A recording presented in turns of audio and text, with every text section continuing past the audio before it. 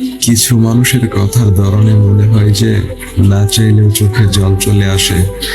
জীবন থেকে একটা জিনিস শিখলাম, চাইলেই সবার আপন হওয়া যায় না। ক্ষমাই যদি না করতে পারো তবে ভালোবাসো কেন?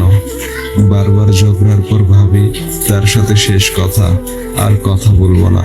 কিন্তু ঠিকই একটু পর বুঝতে পারি তাকে ছাড়া 1 মিনিটও থাকতে পারবো না। লোভ আর অহংকার এমন জিনিস যা মানুষের সততা, বুদ্ধি, জ্ঞান, বিবেককে সম্পূর্ণভাবে নষ্ট করে দেয়।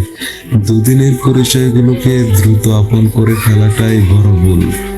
যে স্ত্রী বিয়ের পরেও স্বামীর বাড়ি থেকে তার বাবার বাড়িকে বেশি প্রাধান্য দেয়, সে কখনোই সংসার করতে পারে না। নিজের স্ত্রীকে এত বেশি ভালোবাসুন, স্ত্রীর বান্ধবীরাও যেন আপনাকে দেখে আফসোস করে। ভালোবাসলেই ভালোবাসা পাবে, এটা ভাবা ভুল।